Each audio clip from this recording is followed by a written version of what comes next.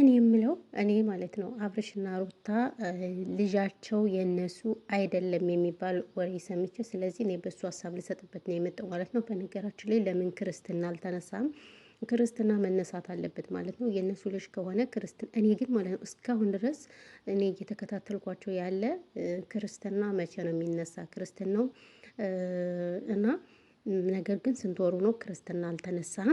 ለምን ካላችሁ እኔም ግራ ገብቶኛል። አንዳንድ ሰዎች ደግሞ ኖ ችግር የለውም እነሱ ክርስትና አስነስተው ሊሆን ይችላል፣ ነገር ግን ሚዲያ ላይ ማውጣት ስላልፈለጉ ነው ላላችሁ አሽቃባጮች ማለት ነው። ኖ እነሱ አይደለም ሚዲያ አይደለም ክርስትና ማለት እንግዲህ በእኛ በጣም ክብር ነው፣ በጣም ደስ የሚል ነው። ከምንም በላይ ክርስትና ታውቃላችሁ በጣም ክብር ነው።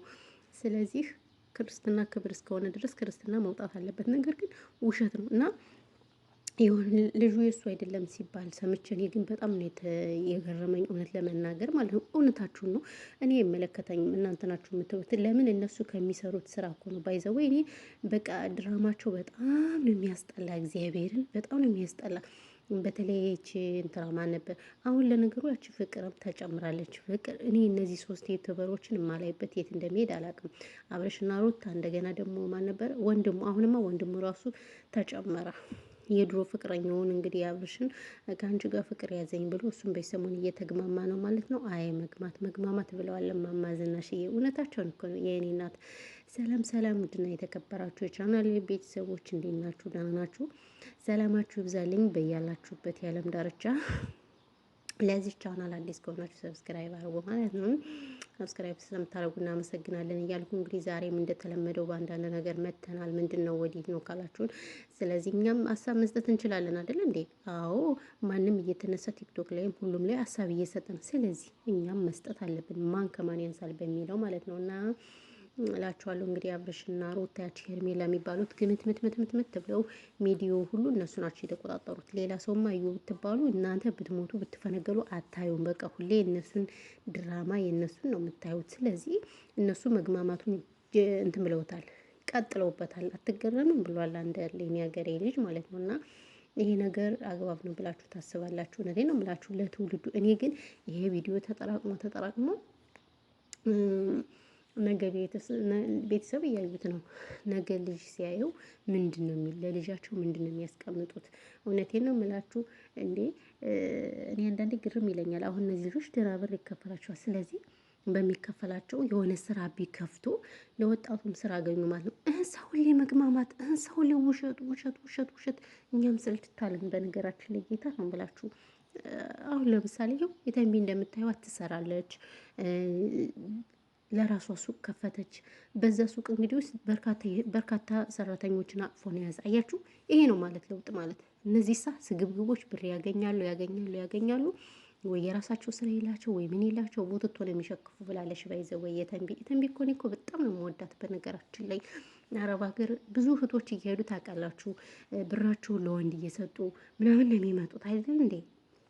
ብራቸውን ለወንድ ሰጥተው አብልተው አጠጥተው ነው ተመልሰው ድጋሚ ስደት የሚመጡ ከጓደኞቻችን ጀምረው።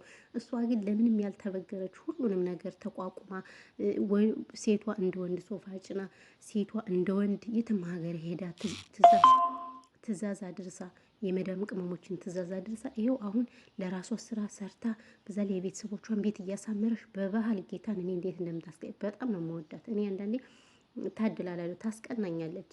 ዛሬ ደግሞ ቤተሰቦቿ ስርዓት ያላቸው፣ ወንድሞቿ ስርዓት ያላቸው፣ በቃ እሷን የሚታዘዟት የሚያከብሯት ምናምን በቃ እውነቴን ነው የምላችሁና ደህና ቤተሰብ ሲኖራችሁ እናንተ ከግብ ትደርሳላችሁ። ጥሩ ቤተሰብ አይዟችሁ።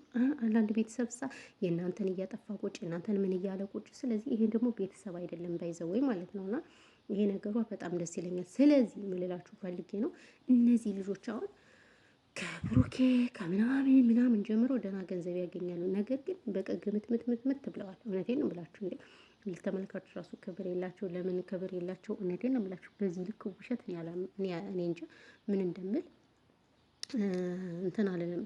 የምሬን ነው ብላችሁ እና በቃ እኔ ግርም የሚለኝ ደግሞ በልጁ ላይ ለምን ይጫወቱበታል? ይሄ ህፃኑ ልጅ ራሱ ፈረደበት። እኔ ማን ህፃን ልጅ ነው ግን እኔ አልገባኝም። ይቅርታ አድርጉልኝና ህፃኑ የማን ነው እንዴ? ህፃኑን ራሱ እኮ አሰቃይተው ገደሉት። ህፃኑ ራሱ ተሰቃየ። ከምሬን ምላችሁ እንዴ ሁሌ ሁሌ እነሱ መሸቀያ። እኔ ግን እንዲሁ ቅርታ አድርግልኝ ኃጢአት አስገብተውናል። እነሱማ ኃጢአታቸው መቼም ቢሆን አይላቀቅም። እንዲሁ በምን ኃጢአት እንትን እንደሚል እኔ አብርሽ ይችሩታ ምናምን የሚባሉ ግለሰቦች ኃጢአታቸው እንዴት እንደሚለቅላቸው እኔ ግራ ነው የሚያጋባኝ። ቅርታ አድርጉልኝ በጣም የሌለ ኃጢአት ነው እየሰሩት ያሉት። ስለዚህ በዚህ ልክ መሆን የለበትም። እኔ ቅርታ አድርጉልኝና የሚሰሩት ስራ ሁሉ ምንም ነገር ጥሩ አይደለም። ተመልካችማ ንቀዋል። ንቀት ነው ይሄ።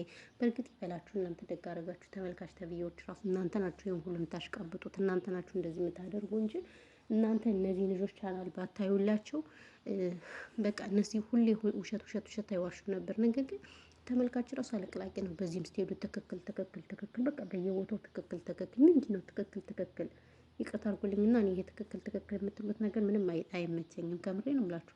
እናንተ በየቦታው ትሄዳላችሁ ትክክል በዛም ትክክል በዚህም ትክክል። ፈጣሪ ትዕግስቱን ስጠኝ።